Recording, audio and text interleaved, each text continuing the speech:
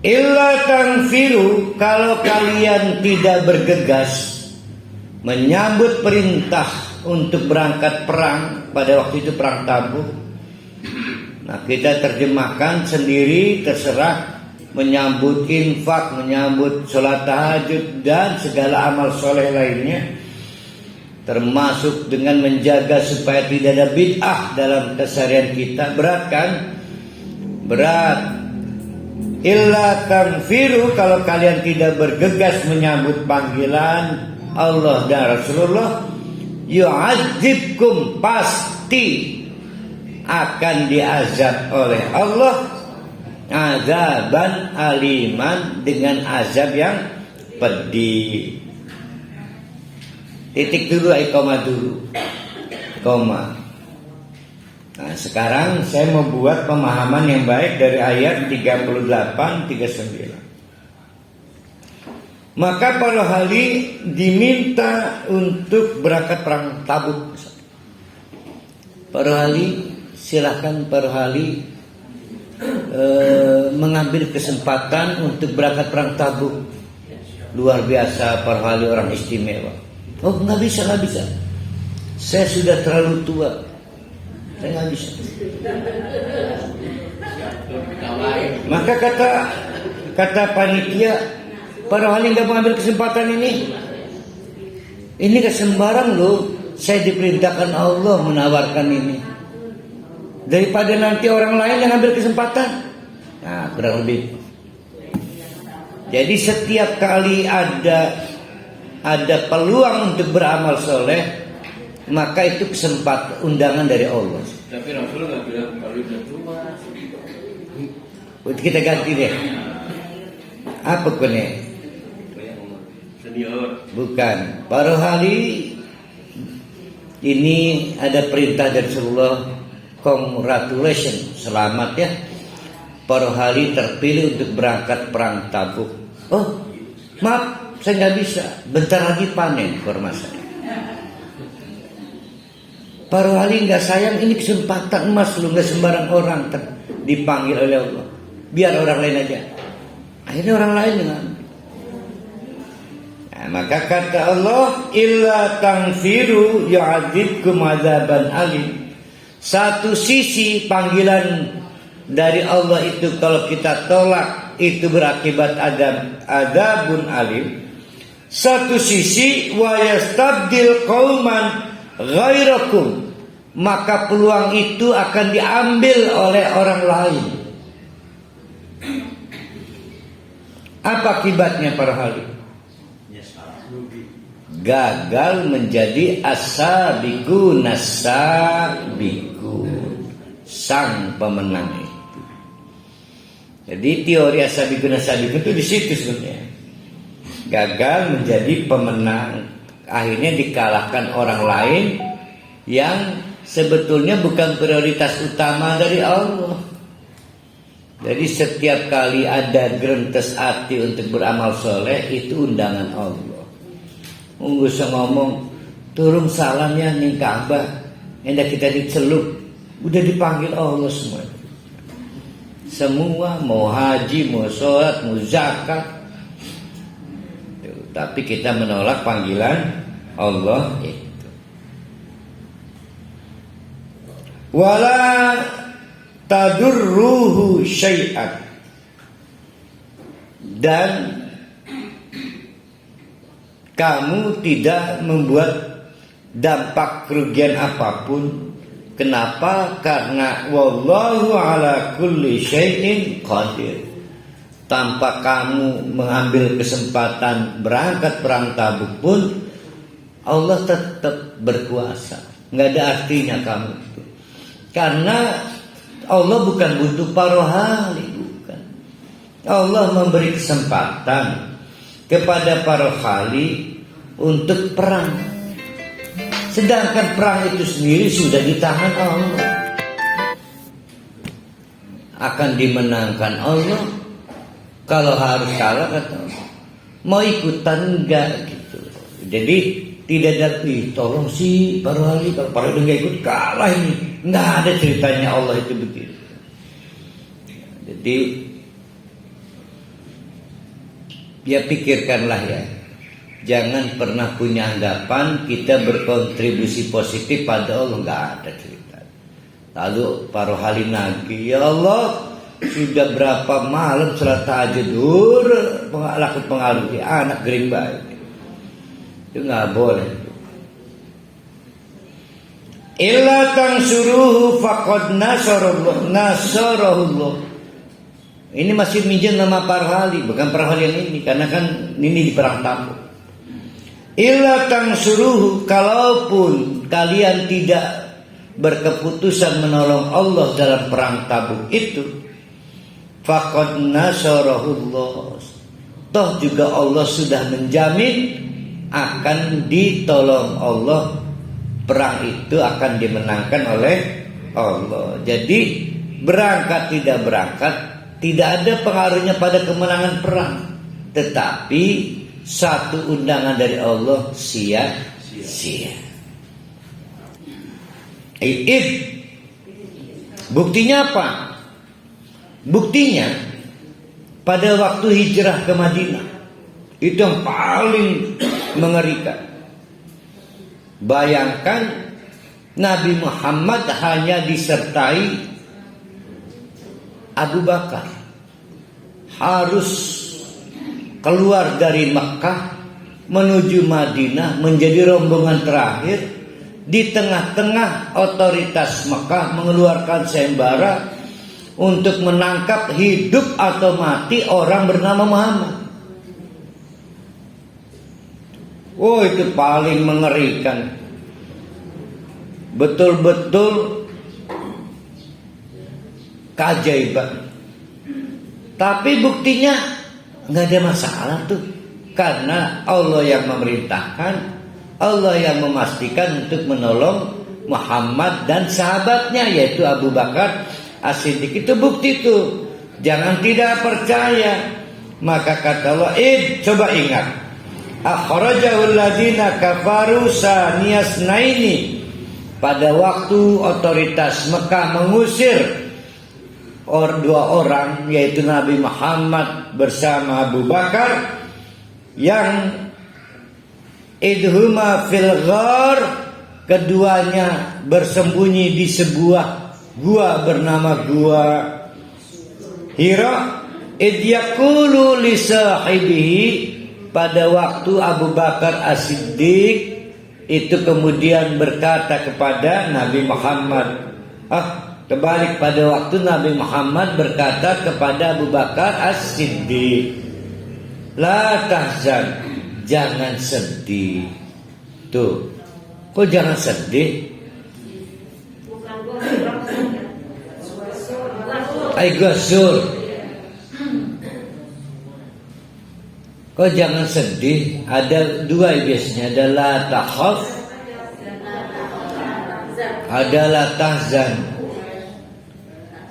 Sebetulnya kalau la takhaf itu respon pada sesuatu yang akan terjadi. Jangan kamu takut, nanti Allah bantu kamu. Itu la takhaf. Kalau la tahzan, respon atas sesuatu yang telah terjadi. Jadi yang setelah terjadi itu, ya Allah, perjalanan rumah tangga, gak bisa sedih, Pak. Maka la tahzan. Sehingga yang dipikirkan Abu Bakar bukan primen lamun ketangkep, yaitu yang sudah berjalan di dakwah gimana terusan. Sedih amat lamun Nabi Muhammad harus terbunuh di tangan orang-orang kafir Quraisy. Perjalanan yang sudah berlalu nih, dakwah ini akan terhenti. Maka kalimatnya, hei Abu Bakar sahabat saya, la tahzan, jangan dibikin sedih. Kita udah dijamin Allah akan ditolong Allah. Innallaha ma'ana, sesungguhnya Allah itu bersama kami. Kita selesaikan dulu tanda penjelasan khusus. Fa anzalallahu sakinatahu alaihi, maka seketika Allah pakai fa di situ menurunkan rasa tenang Ya, wa ayyadahu bijunudin lam tarauha. Allah juga kemudian menurunkan pasukan tak kentara yang tak terlihat. Konon akhirnya diturunkan laba-laba untuk membuat semacam sarang, padahal di dalamnya sudah ada Nabi Muhammad dan Abu Bakar, sehingga sarang itu mengkamuflase, ya, bukan melindungi, mengkamuflase. Piraku sih anu uang ning jerone. Sebab kalau sawang, ini namanya apa sih, sawang ke sarang? Sarang ya. Sawang kan ini. Sarang laba-laba pasti robek, ini masih utuh. Pasti robek lamun dilewati orang. Ini mah utuh, bukan berarti orangnya tertutup. Ya. Karena apa? Dia cecoak, untuk berdiri saja nggak bisa. Hanya bisa duduk kayak Bu Nining tuh tadi malam. Kakinya nyelonjor, sulit menyembunyikan kaki ini. Tapi kalau sudah Allah menyatakan ditolong, selamat itu. Wa ja'ala kalimatal ladzina kafaru sufla, maka sesumbar orang-orang kafir itu rendahan, kalah. Wa kalimatullahi al-ulya, tetapi keputusan Allah lah yang tinggi. Wallahu azizun hakim. Nah, kita akan ngebahas masalah innallaha, apa itu mana ya?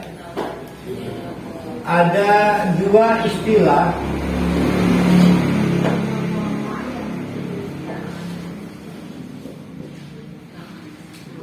Ada al-ma'iyah, ada al-muraqabah.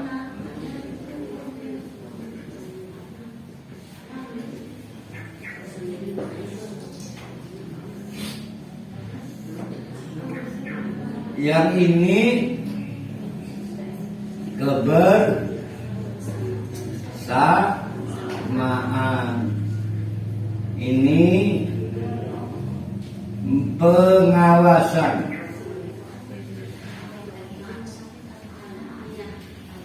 Jadi kita hidup itu di antara dua istilah ini. Pertama namanya al-ma'iyah, merasa sedang bersama Allah itu. Al-ma'iyah lah yang menjamin adanya sikap syukur. Kenapa orang bersyukur?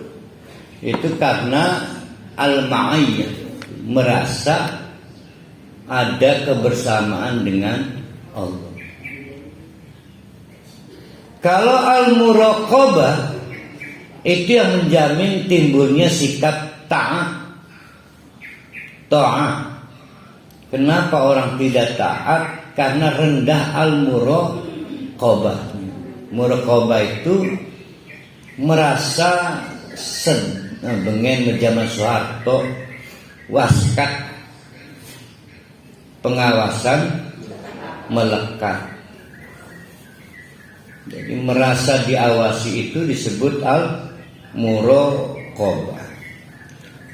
Yang unik, yang al-ma'iyah, apapun agamanya, apapun jenis kelaminnya, ras, budayanya, bangsanya, itu dipastikan memiliki tingkat kebersamaan dengan Allah.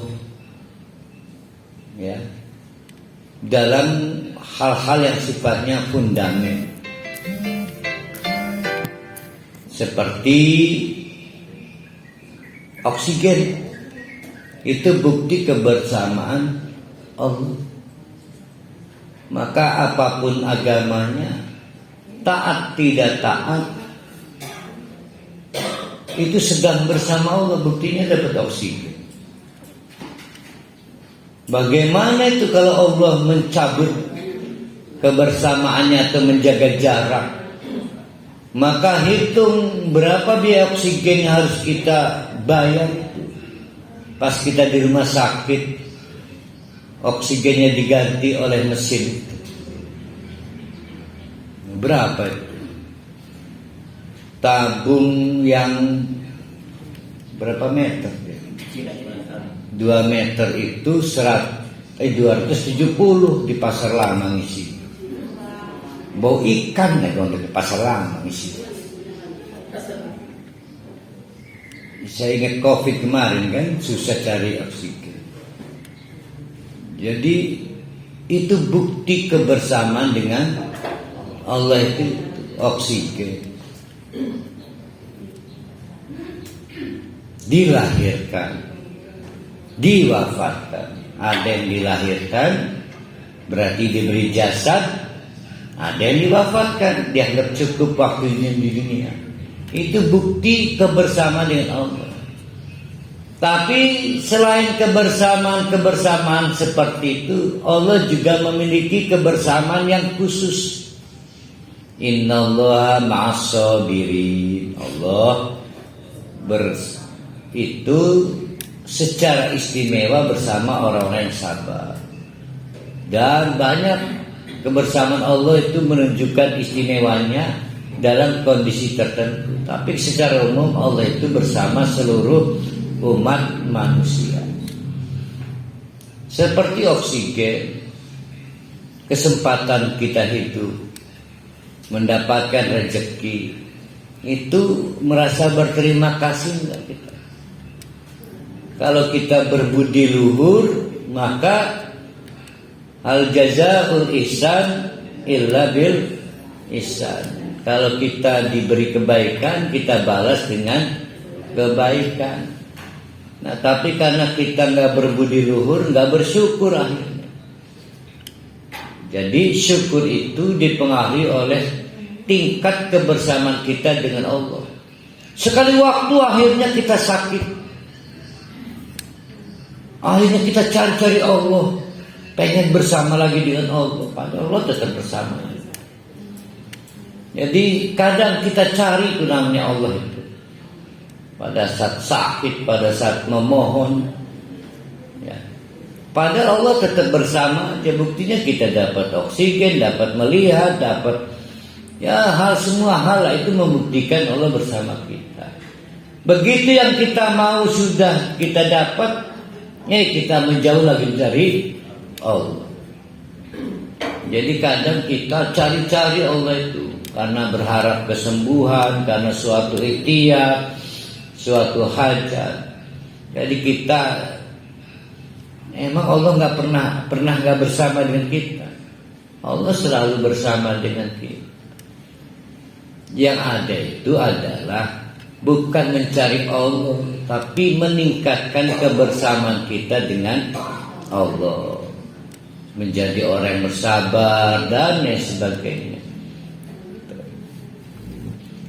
Nah, itu timbulnya rasa syukur. Nabi Muhammad mengingatkan kepada Abu Bakar As-Siddiq, "Denuri tenang, innallaha ma'ana." Allah pasti bersama kita. Maksudnya bukan kebersamaan yang sifatnya umum itu, tapi bersamaan yang sifatnya khusus, jaminan, di backup, ada bantuan pasukan perang yang tidak terlihat dan lain sebagainya.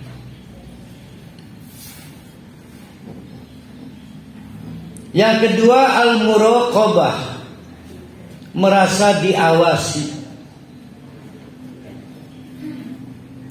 11-12 dengan al-ma'iyah, kita baru cari Allah, pengen bersama Allah lagi ketika butuh. Begitu juga al-muraqabah, kita longgar banget, nggak pernah mengakui Allah sedang mengawasi kita. Sama dengan kita nggak pernah mengakui Allah bersama kita. Akhirnya kita nggak pernah taat dan tidak pernah menunjukkan taat. Baru merasa diawasi oleh Allah ketika kita dipengaruhi oleh tempat dan waktu. Lagi di Mekah, lagi merasa diawasi Allah. Ka'bah nih, rumah Allah. pengen di alam Allah beneran itu. Tawaf, waduh sholat, jungkir balik bener. Sedang merasa diawasi Allah. Atau karena waktunya malam nih, merasa diawasi Allah. Di luar itu longgar, bahkan kita nggak mau diawasi Allah.